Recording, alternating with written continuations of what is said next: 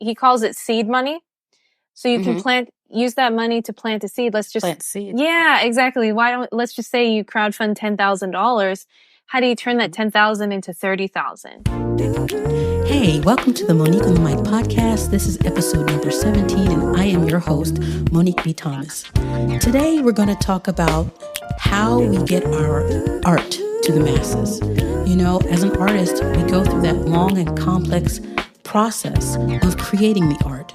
But the second part can be a little bit frustrating because we have to figure out how do we get it to the masses. And it's frustrating because artists usually aren't the best with finances. I mean, it hasn't been the case in the past. And so today's guest has dedicated her life to making sure that this process is a bit easier for you. Let's check it out. I would like everybody to give a warm welcome to Jess E. Allen. Hey, Jess, how you doing today? Doing great, Monique. Thanks for having me. Listen, thanks for showing up because I know how busy you are.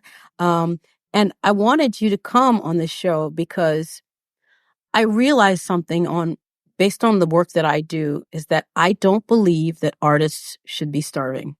I really don't. I don't believe in a lack mentality, and I don't believe in us having to eat pasta, especially when you're 30, 40 years old and you have a family and you've got aspirations.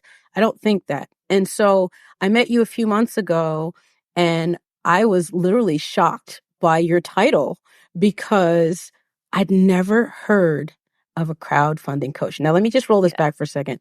Jess is a singer-songwriter and a crowdfunding coach. And when I saw that time, I'm like, what the heck is a crowdfunding coach? I didn't know that they had a coach for that. And I'm like, obviously, if they have a coach for that, I probably need this coach. So I was so happy to get connected with you.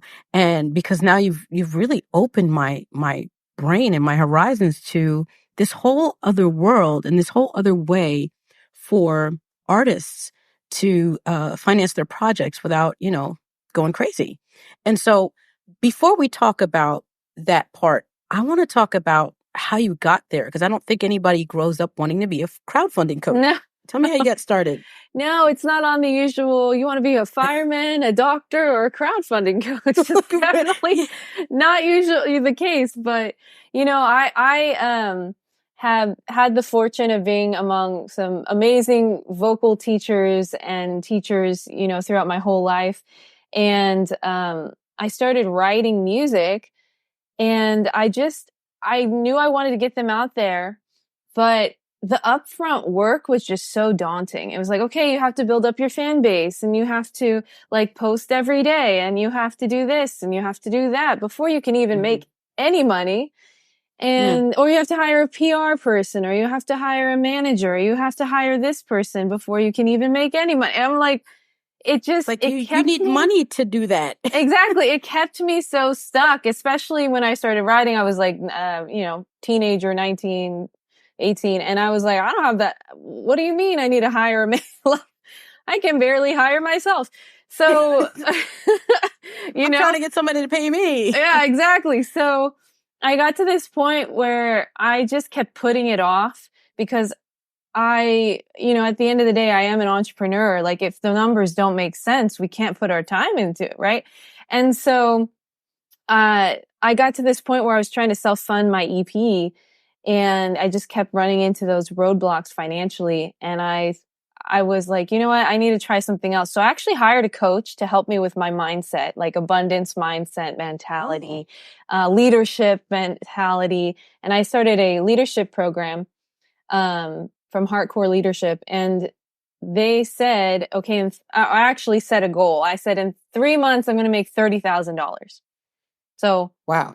The crowdfunding goal was actually part of a bigger goal of me as an entrepreneur in general. Is okay, in 3 months, I'm going to make $30,000.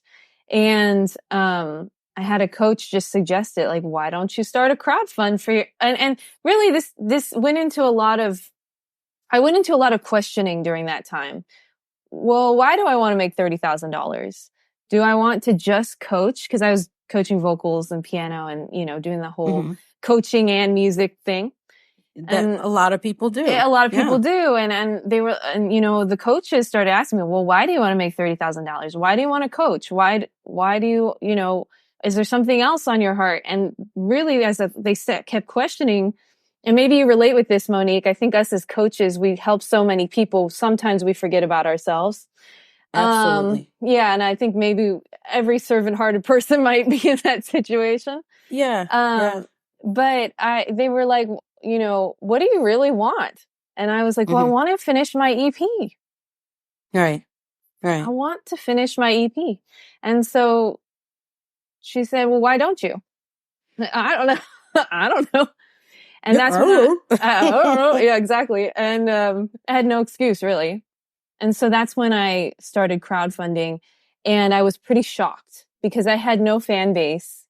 I was a closet writer, as they say. And, I just started calling people with some skills that I had learned about just communication in general. It's like, okay, let me cast the vision here. And then in about 30 days, I literally I flew to LA last minute, filmed some stuff, filmed an opt-in video. And where are you from? I'm from San Jose, so Northern California. Flew to LA. And I was like, it was my 30th birthday too. I was like, it was like a real wake up call for me. I'm 30 and I've been putting this off for like 10 years. Why am I doing that? Right? Maybe we've all been in that situation. And I filmed everything, did the photo shoot, and then I launched a crowdfund, and the response was crazy. Like, people were like, oh my gosh, I didn't even know you wrote. I didn't even know, like, what do you mean? And so I ended up creating $5,000 in about 30 days, 45 days from like spontaneously flying to LA and doing that. And that's how it happened. So I was pretty shocked that people wanted to support me, really, at the end of the day. I didn't know. I had never asked. Don't you think that's interesting that we as artists tend to think that people just won't care about what we do? Is it sad, or is that a reality? What do you think about that? Well, if I'm going to go really morbid, it is a reality. Nobody does care until... No, it's true. Make them care. Nobody cares until you present it in a way that has them care. Yeah. And I know that sounds really morbid, but it's true. If we can learn... I'm sorry. Yeah. Go ahead. No, I was going to say I'm really passionate about this because I think a lot of us artists, people will ask us, well, what's your project about? Or what's your music about? And they're like, well, go listen to it. And we say, go listen to it, right? Because that's how we communicate as artists, like our music. You just feel it, Right. But there is a great strength to learning how to communicate outside of the music that I think a lot of artists are really scared of. It's like, well, I'm a much better singer than speaker. And I've been in that situation too. And so I'm in this place now where I'm like, if I hadn't called people up, actually communicated what I wanted, my story, who I am, they wouldn't have cared. Right. Why should they, right? Right. Exactly. So it's a give and take because on one hand, there's people who just care about us, but we have never given them a reason to care about our music. Right. Until we give them that reason and bring them along in our journey, like, hey, I'm having a party. I'm throwing a crowdfund. You want to come over? Until they get the invitation, Yeah. they're never going to care. Right? Yeah. And would you say that actually really is our responsibility? Because as artists, we're not only a brand, but we're business owners. And so we own the product that we're selling. When you're selling something, you have to believe in the product that you're selling in order to make other people believe in it, So it's like, why should people give you money if you don't even believe in your product? Yeah. Oh my gosh. And during that time when I crowdfunded, I was doing a lot of work on myself. Yeah. To be able to receive that $5,000, I had to be 100% committed and courageous and reject it, being willing to have rejection and all those things that we face as artists. And it's crazy because, like you said, when we believe in what we're doing so deeply, others will too. Others Yeah. will too. I think I had maybe like 2 people be like, I don't get it.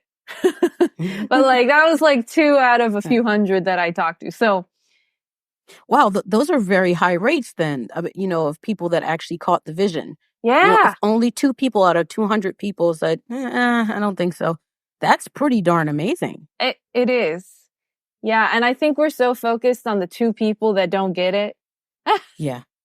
You Isn't know? that a shame though, that Yeah. we might at a concert we're singing and there's one person in the concert that's not feeling it and we're going to focus on them and everybody else at the concert is totally digging it. And we just focus on the one person that probably, like a cat, probably peed in their coffee in the morning. And so they're just having a bad day. It might not even be about you. And we focus on those people. Yeah. You said something very interesting about how the crowdfunding, I mean, you said that you did a lot of work on yourself during that period. Yeah. But I can imagine that going through the funding process probably required you to question a lot of your mindset surrounding money, surrounding self-worth, surrounding receiving help, Yes. surrounding selling yourself. Can you talk about that a little bit? Oh yeah. Yeah. So,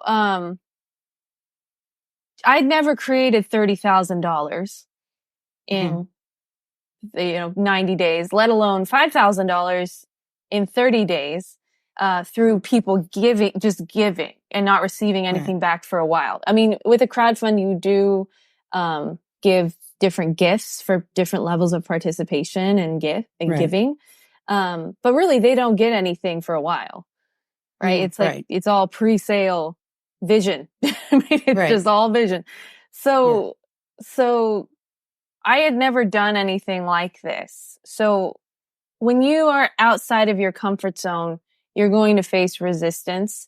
And one of my favorite books is The War of Art by Stephen Pressfield. Mm-hmm. And Great book. he talks about how resistance and fear is a sign that you're in the right place. Yeah, you're on to something. Yeah. Yeah.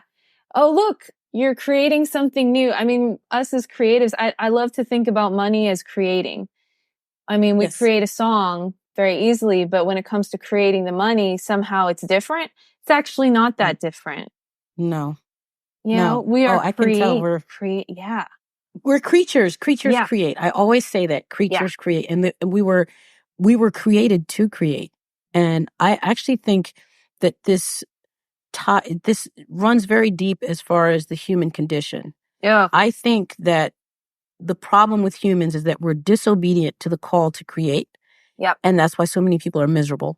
And this may seem very simplistic, but I'm very serious about the fact that when you're creating and you're going through that process, which is a healing process. Oh, yeah. Not only for the creator, but also for the people that receive it. There isn't room for a lot of animosity and anger and frustration and violence. There, because you're just trying to work out the thing. I know me personally, if I have a song in my head, that song will haunt me until I solve it. And it's almost like a mathematical problem. I have to solve it. So it goes through my head and it's like, what's that bridge or what's that last chord or gosh, I can't find that word. But going through that process, it leads you down so many roads. You're asking questions, you're trying to find information from different places and inspiration. How in the world can you be angry during that process or be violent towards somebody else? You don't have time. No. You don't have time, Yeah. Gosh, you said so many amazing things that I'm like, I want to jump into. You said the thing about when you're a coach, you tend to not take care of yourself. The thing that you're doing for your clients or coachees or whatever is the thing that you're not doing for yourself. So you actually had to go and do that thing for yourself. How did that make you feel to actually raise that 5,000? Oh, I felt shocked and also amazed that people wanted to support what I was creating. And I felt valued also. Like a confirmation that I was going in the right direction. I love that. Yeah. Cause like we shouldn't go in a direction just cause we're validated. But No. I think there's a lot of value in conveying your vision and people responding. If people don't, if you're conveying a vision and people are not responding, there is something missing. Kind of like you said with the creative process, right? I Yeah. know there's a chord here that's missing. I know that there's this, like I think creating money is the same way, right? When Hmm. we're building our business or our career, it's like, oh, people respond to this, but they don't really respond to this. Let me go Hmm. in that direction. So feedback is everything. Yeah. Um, and yet we have to do it in confidence that we are valuable at the same time, right? they Yeah. don't they don't validate our value, but they do No. validate our direction because they're giving feedback in where Right. we get to go. And Yeah. I think that's a hard balance. It is, because I think that feedback is twofold. You've got your inner feedback Yes. and you've got your outer feedback, Yeah. and we've got to start with our inner feedback. And by inner feedback, whenever I work on a project or accept any work, my inner feedback is immediately my stomach. I'm not because Mm. I'm a foodie, but because I immediately get a feeling of either excitement or dread.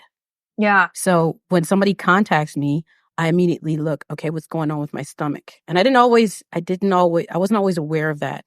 I'm aware of Wow. it now. And so when I start getting a tightening in my stomach, or like, I can feel my body like, I don't know. Usually I don't accept the project. Mm. Or sometimes I just need more information. Right. But if I'm excited, now the thing with the excitement is I'm still kind of like a little kid in that sense. I've got to calm myself down, because lots of projects come across your desk that Oh never yeah. happen, or they happen 10 years later, or they don't happen exactly the way they were presented. Lots of things can happen. But I think the inner and outer feedback. So once I've gotten my inner feedback that this is what I should be doing, I do the work, and then I get feedback on, is this the way I should be doing it? Not Yeah. should I be doing it, but is this the way, Yeah. is this how you want to hear from me? You know? Mm-hmm. So yeah, but that balance is definitely hard, because we have to, have faith in ourselves. And sometimes that faith does feel a little blind at times. It does. It does. And especially when we're risking finances, or, I did fly to LA, spent the money on the Hmm. flight. I spent the money Right. on paying the The production. videographer, Yeah. It's a lot of so money. yeah, I mean, in comparison to what I raised, it really wasn't, but Hmm. But you I had to put think it out there up front. business is an investment. At the end of the Yes. day, you invest your time or your money, and then Hmm. you're Usually you're both. yeah, you're banking on, you're hoping on a return, hopefully banking on a return. Hopefully there's a balance of like vision and courage as well as the numbers. Hmm. But sometimes, and it's funny because my boyfriend and I were talking about this in the airport. I came back from Vegas yesterday from a show, and Hmm. we were talking about how you can pay with Visa, PayPal, or Courage. Like if you like, the checkout process. Yes, yes, yes, So yes, which would you like, yes. Visa, PayPal, or Courage? And that's how it feels sometimes. I love that. A lot of the time. Oh my gosh. I actually, yeah, I think I do think that creating is an act of courage. I Yeah. think creating is an act of rebellion also. Yeah. Um, it's what do you say? It's an act of protestation as well, because I think the way things are set up in a lot of societies is such that it stifles our creativity. Yeah. So for those of us that are still out there being extremely creative, despite the fact that TikTok wants us to stay on it and scroll all day, or Hmm. despite the fact that this war is going on and this child is dying and this politician is dirty, or whatever is going on in the world to distract us, getting in there and saying, you know what, I'm cutting off from the world for a second and I'm going to create. I do think that that's an Yeah. act of courage, but I also do think it's an act of protestation. Yeah. I love that. Ooh, Yeah. get a It, little it rebellious. really is. Yeah. It really is, because so many things are not built to foster that, No. so we have to be courage in that sense. Yeah. Gosh, this is such an interesting conversation. So you raised the money, and Hmm. then how did you go from raising that money to saying, you know what, I want to teach this to other people? That's a great question. So, this goes back to Because my you could have just whole, kept it all for yourself, you know? yeah. Yeah. I mean, this goes back to the whole being courageous thing because in 2020, I lost most of my income. Like a lot of us did, or, you know, Mm, and I had just signed up for a coaching program that was like mhm. $1,000 a month. It was like a Oh, wow. commitment. In February 2020, I signed up, and then March 2020 happened, and I decided to keep going. So that's what had me crowdfund, because I acted in courage in March of 2020. I was able Mhm. to fundraise in uh, I think it was August 2020 or November 2020 that I did my Okay. crowdfund. And that leadership program was connected to that program. And so it was all about the people that I knew cheering me on and saying, no, like, times are hard for everybody right now. You can choose to keep going, or you can choose to back out, and Mhm. so I start there because, I want people to know, like, it wasn't just me. Like, I just came up with this idea. No, it was because I had coaches. It's Right. because I had coaches Right. speaking into my life, uh, you know, looking at my blind spots and being like, Sure. you're stopping yourself, Right. you know? I don't know if anyone relates with that, or if they can look back in the past and be like, wow, I stopped myself. And Gosh, yes. I think we're our yeah, worst enemy. I think more than yeah, we tend to focus on the outer. We focus on, well, this person's not going to let me do this, and they're not going to like yeah. me, and they're not going to help me, and they're going to talk about me. Well, the It's world like shut the down, truth. so Yeah, they're sitting on their couch, eating potato chips just like you. But the truth is, we're often the ones doing all the bad mouthing, yeah, getting in the way, not doing the work, or doing the work halfway because we're sabotaging ourselves because, what we think about ourselves. yeah. You said something else that I thought was super interesting. You mentioned at the top of the show that you're an entrepreneur. And I love that because I have an entrepreneurial spirit, and I always find it weird that people don't, but that's just me. But Yeah. I don't think a lot of musicians or artists in general consider themselves entrepreneurs. So do you make a Right. distinction? Do you feel like you're an entrepreneur, or are you also an entrepreneur because you're an artist? That's a If really that good makes any sense. question. Yeah, that's a really good question. And I'll kind of circle back to the last question because I think the story is unfinished there, but because I had coaches around me speaking into the Mm, whole abundance mentality and yeah. helping me see my blind spots, where I'm stopping myself, because of that, I was creating an email list the year of 2020, 2021, 2022, Hmm. and Hmm. I didn't know what an email list was. I was like, well, it makes sense. You want an email list. I don't know. And so I was Right. starting to do summits, interviewing people who were Right. much, better than me. I started just doing all these different things that were way out of my comfort zone. And so I just got used to it. Like, Right. kept saying, pay with courage. And then, Yeah. because I had that email list, I started polling people, asking for their feedback. What do you want to hear from me? Do you want to hear about voice? Do you want to hear about musicianship, songwriting, or do you want to hear about crowdfunding? And everybody gave me the feedback of crowdfunding. Wow. That's how it happened. Yeah. So I'll circle back Okay. to that question to answer your question, Yeah. because that's how it happened, is because I was being brave in 2020. I think it was like 2022, 2023. That's when I started asking people, like, what do you want from Right. me?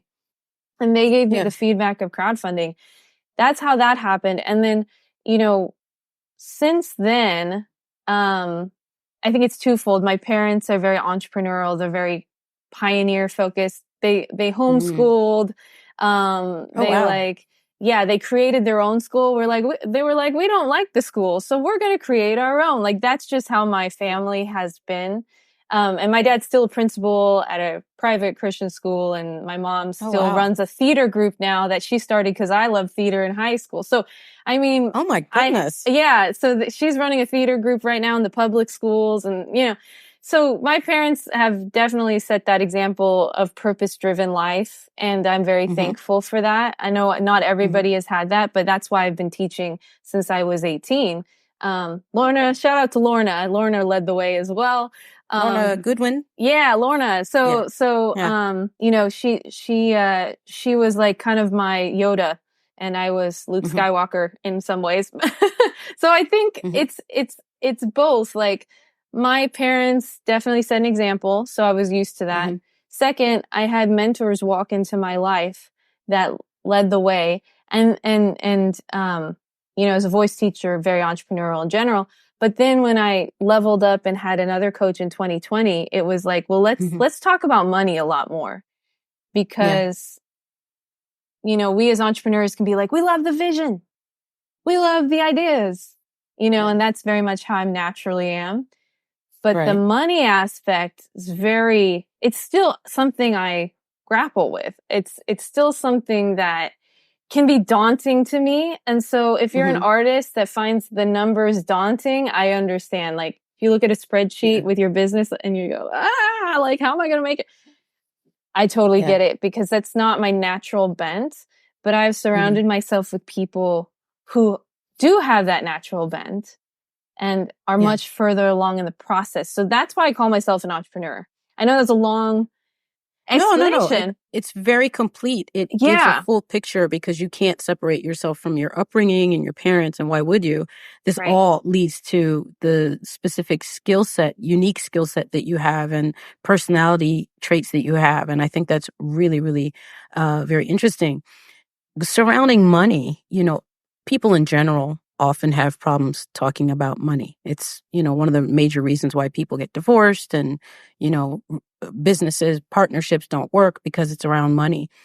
But something came to my brain, like in the last year or so, about money, especially when it comes to negotiating contracts. When you go into negotiation, somebody is going to be more comfortable talking about money than the other person. It might as well be you. It's got to be you. You've got to be the one that's comfortable saying, this is what I want. This is, you know, below that, it's a no-go. I'm a walk away. I'd rather stay at home. Because if you're not the person that's comfortable talking about money, trust me, the other person will be more comfortable talking about it. And you're going to walk away from that meeting feeling like crap. Because you didn't fight for what you deserve, what you feel you deserve. You know, you don't get what you deserve. You get what you think you deserve. Yes, that's true. So, you know, so let me ask you this. When did you start working with your first client? Crowdfunding client? Yeah. So, in, I think it was 2022, I had a crowdfunding workshop, and I did charge $1,000 for the workshop. I mean, even though it was my first time coaching it, I did value myself. And so I paid my rent that month. I just want to mention that, because you know what I mean? Listen, I'm loving that. And you know what? I just want to take a pause for a second, because I don't think people realize, like, out the gate, you said, no, this thing that I know how to teach, it is worth this amount of money. And you weren't afraid that people wouldn't be able to pay it. You knew that somewhere out there, you know, on this planet of 8 billion people, somebody out there can afford and respects your services and wants your services. Right. I think that's amazing. Thank you. It was very scary. But that's when I had my first crowdfunding clients, and one of them, was already part of my community. One of them, was new. So I had 3 people ultimately take the course. One of them has actually applied it and crowdfunded, and that's Marlena from Phoenix Band. Shout out to Phoenix. And they created their 5,000 in 30 days. They actually went over 5,000. Oh, nice. Yeah. And so, they did that, October last year. And then the other person, she's actually about to crowdfund this year. So it's funny, because people think, oh my gosh, if I spend $1,000, I got to do it right away. I know I have felt that pressure, like in business, like, oh my gosh, I spent this money, I got to do it. And really the process of crowdfunding is very personal. Like, I don't suggest waiting too long, because the more time we wait, the more fear creeps in Yeah. and resist. I We mean, lose momentum a little bit. we lose momentum. Yeah. So I don't always suggest waiting, but I also know that everyone's in a different place in their preparation. Um, so that's kind of how it started. And, yeah, now I am partnering with another platform who's helped artists, do it way longer than I have. And so, maybe we can talk about that real quick. I know we were going to mention Yes, that. absolutely. I wanted to get to that. There's been so many interesting things to talk about, but let's get to, this is your current project that you've been working on, your Yeah. current baby. So let's go ahead and talk about that. Yeah. So I partnered with Andy Baker from Rocket Fuel HQ. And Andy has been a artist manager for a Christian artist in the UK. And he has been, he's studied music and business and all that. And he was a speaker on the last summit, which you and I know Yes. each other from that Yes, summit. Right. And by the way, I do thank you for bringing me onto that. I had a wonderful time. I did much. too. I loved our interview. So, have another one coming up in May. So there's that too. Another. We'll put the summit. Information in the show notes. Yeah, I'd love to do that. But in the meantime, for now, Andy and I have partnered, and he's actually raised over $1 million for artists with his platform Rocket Fuel. Over $1 million. Nice. Yeah. Wow. And really our vision is that artists use crowdfunding as a vehicle for a larger business plan.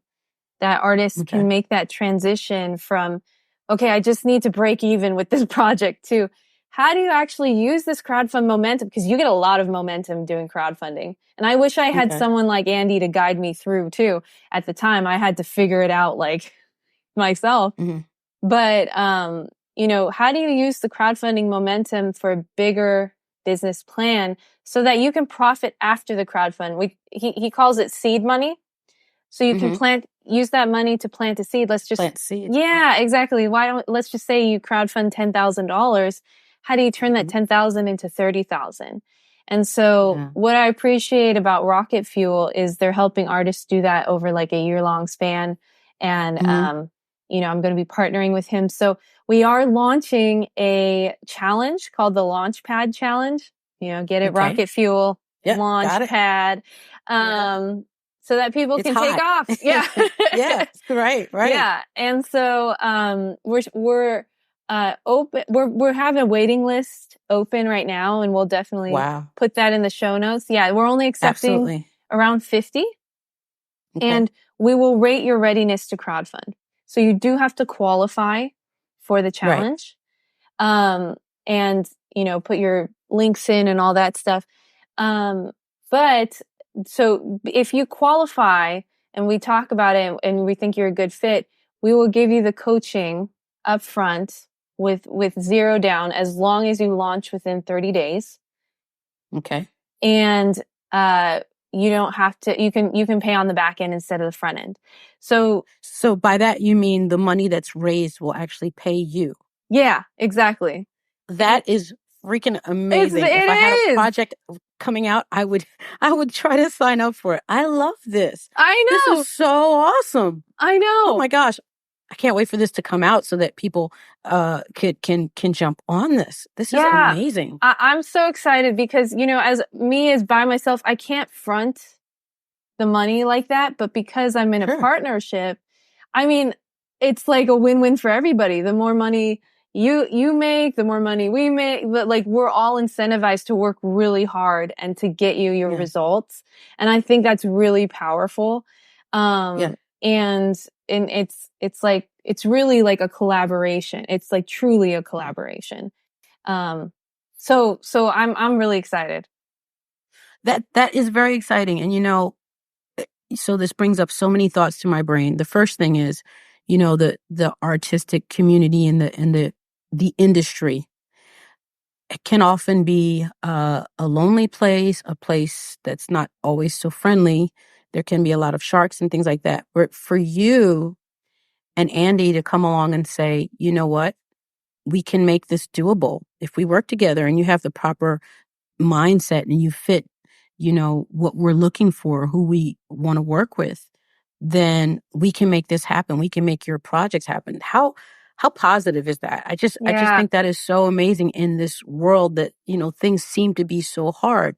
The other thing that it brings up is that as artists, we create art often in our solitude, unless we have partners like, a songwriter might have a lyricist or whatever. But we often create by ourselves. But when it comes to getting our things out there, we need help. Yeah. We cannot do this by ourselves. And entrepreneurs, as you know, at some point, they get some sort of coach. And I love that you talked about getting a coach to help with your mindset about money and some other things, because, artists always think, I've got to do this by myself. And they don't want to pay to do things. They think that, it's just too expensive. It's like, no, you're worth this and you're going to get it back tenfold if you invest in you. Because if you don't invest in you, who's going to invest in you? Yeah. What I love about crowdfunding is it's a fast insert of cash into your pocket. So businesses, of course, the idea is that you invest a lot up front. That's most businesses, right? Like if you started a franchise, a McDonald's, Yep. you got to put a lot of money up front and then you might get paid 5 years later. That's literally the risk. Yeah, that's literally the risk most business owners take. So knowing that's the risk that most entrepreneurs take, you as an artist could actually take a quicker risk. Actually, it's really, if you work with Rocket Fuel, it's nothing down. But if you hire a coach, let's just say you hired a coach for $1,000, but you made $7,000. That's what an entrepreneur does, is they weigh the risk and the gain.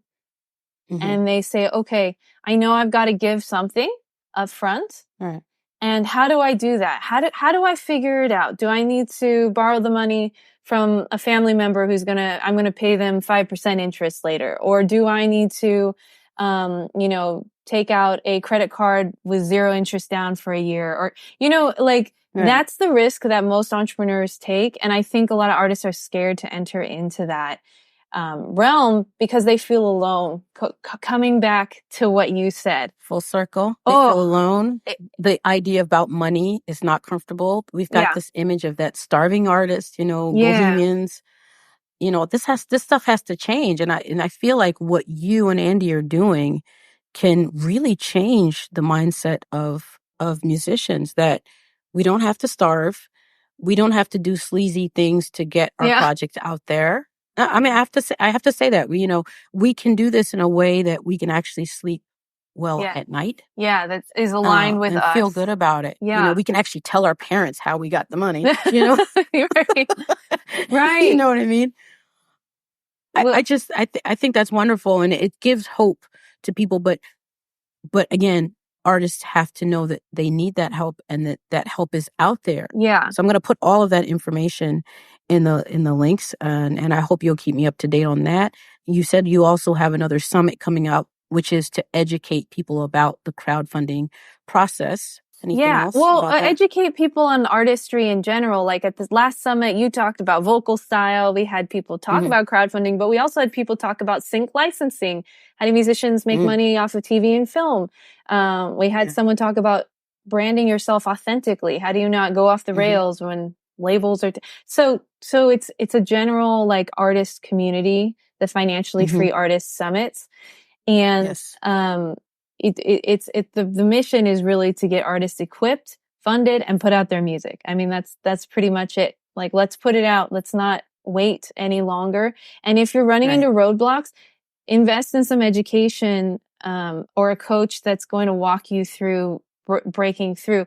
I got to tell you, at the end of my crowdfund, there was a point where I was like, I'm not going to make it. In my span of $30,000, I was about $20,000 short.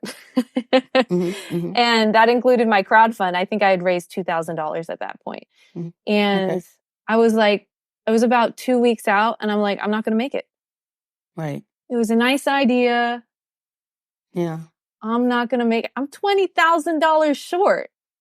Right. I can't do that. I can't make $20,000 in 2 weeks. Right. And my coach just looked at me and she was like, what if, it's a little bit morbid, so could be triggering. Okay. Okay. All right. She said, I get it. I understand where you're coming from, but this is your life. Mm-hmm. Like, this is where you've been stopping in your life up to this point. Right. And you've been stopping yourself. Mm-hmm. So I want you to think about it as if this is life and death. Oh, wow. Life and death. What if you had to come up with $20,000 and your little nephew, I have a nephew, it's 2 at the time, was kidnapped or a gunpoint, and you had to come up with $20,000 to save his life? You'd find that money. What would you do? I would I told her I would call everybody I know. Mm-hmm. And that was the turning point. Start there. That was the turning point of my crowdfund. I realized this is life and death. Like, this is where I've been stopping myself. And I created $20,000 in 2 weeks, and I hit 5,000 for my crowdfund campaign. That's crazy. Through my business and my crowdfund. Yeah.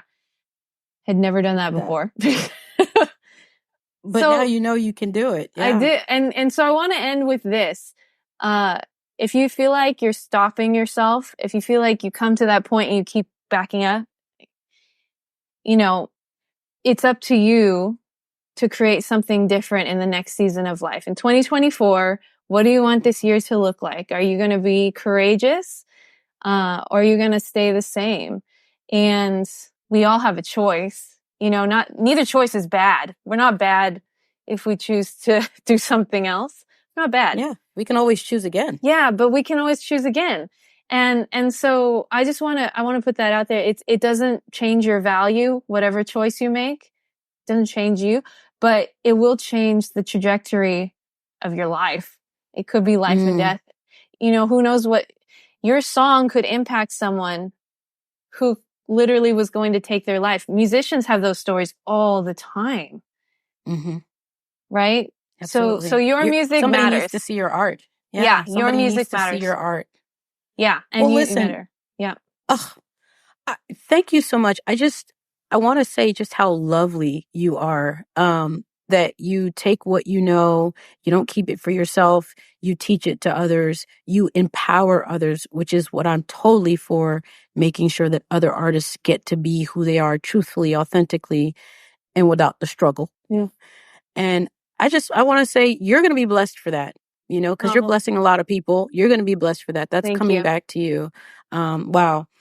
I hope that everybody listens to this. We'll put all the information. Now, I do believe you have a gift for our listeners today. Could you tell me about that really quickly? I have a free gift for everybody who wants to know a little bit more about crowdfunding. It's called 8 Steps to Crowdfund 5K in 30 Days. It's a PDF as well as you can opt into the video series as well. So that's my free gift for everyone today. Definitely. And you'll become a part of my community as well as email list and just hear about different updates from me as well. Well, Jess, thank you so much for all this wonderful information, your positive attitude and wisdom, and just for being a positive force in the artist community. Take care of yourself. It was really a pleasure having you here today. Thank you so much, Monique. And thank you for everything you do. I mean, I talk to people in your community all the time now because of the summit. Monique Thomas is some of the French accents that come my way. Oh my gosh. I hear like so many glaring, just sparkling reviews of who you are as a person and what you're doing for artists. So right back at you. Thank you for having me.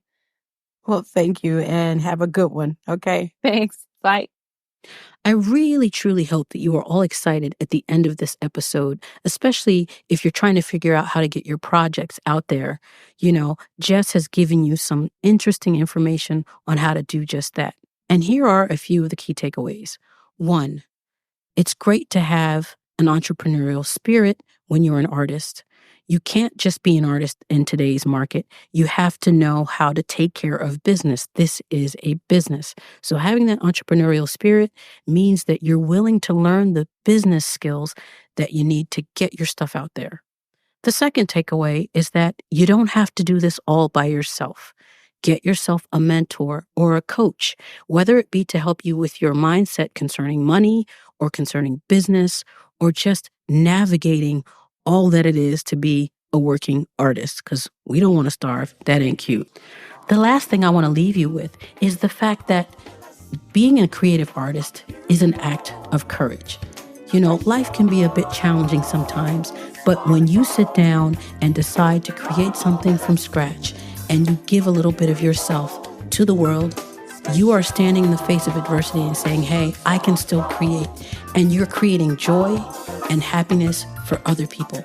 Well, all right, please don't forget to go and get Jess's free gift, which is going to help you get started understanding what crowdfunding is. Now, if you're a bit more advanced, you might want to sign up for her waiting list for her crowdfunding campaign that she's got going on, and you can find all of that information in the episode notes. As always, I appreciate you listening to the show, and if you could do me one favor, would you mind sharing this episode with an artist that you think might benefit from understanding a bit more about crowdfunding? I'd really appreciate it. Musically, Monique.